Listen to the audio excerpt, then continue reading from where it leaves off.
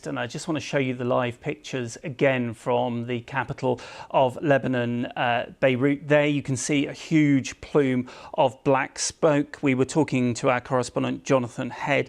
He was talking about how Israel has bombed targets in those southern suburbs of the Lebanese capital again. So there you can see the smoke. This, of course, comes meanwhile while Hamas officials in Gaza say more than 70 people have been killed in an Israeli airstrike in the north of the territory. Israel saying that is an exaggeration. Let's cross to our correspondent Wira Davis, who is in Jerusalem. So Wira, what do we know about these latest strikes in Gaza?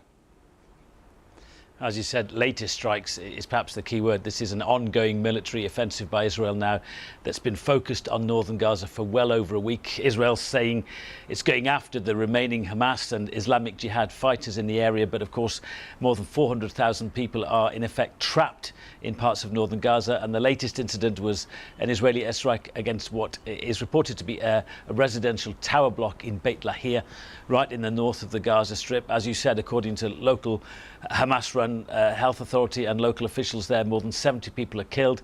Israel has issued a statement doubting those figures, saying they're exaggerated.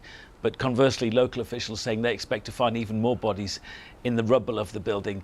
The UN has described the humanitarian situation in that part of northern Gaza as absolutely unbearable, with not enough food aid getting through and what is in effect an Israeli blockade now around that part of northern Gaza.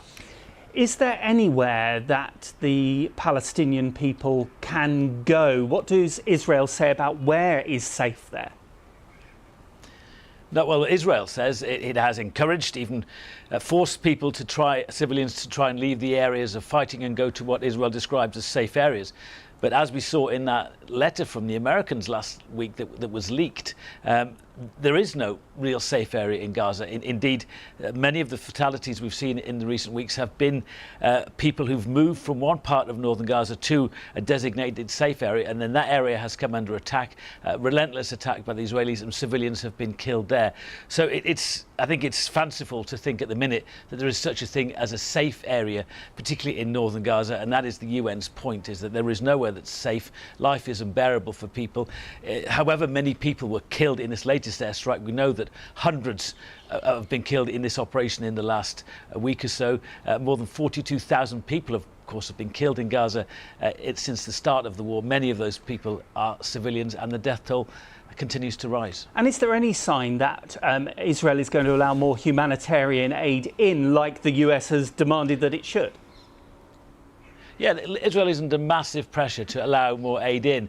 Israel, again, you listen to the Israeli representative at the UN, Danny Danon. He says there is no aid crisis. He says there are millions of tons of aid getting in. Well, that doesn't relate to facts on the ground. The UN says that barely a fraction of what is needed is getting in. 50 trucks, for example, have been getting in per day over the last few days. Well, that's way short of the 500 trucks a day that are needed. Some aid is being dropped from the air. It looks impressive, but it doesn't go anywhere near to alleviating the needs of the people in northern Gaza. And meanwhile, yesterday we had that drone getting near to the Israeli Prime Minister Benjamin Netanyahu's house from Lebanon. Yeah, that was a drone which appeared to be an attack on Mr. Netanyahu's private residence in Caesarea, which is in northern Israel. Now, he later said he directly accused Iran through its proxy Hezbollah of trying to kill him and his wife Sarah. Maybe that indicates, a tougher stance against Hezbollah and Iran, but Netanyahu certainly saw that as an attack against him. One thing that has emerged in the last few hours is that Donald Trump said he spoke to Benjamin Netanyahu in the hours after that incident, and he said, this is according to Donald Trump, Netanyahu had forged on and he was in the strong position he was now, despite President Biden. He said he wasn't listening to Biden's concerns about the war. That is, of course, all according to Donald Trump.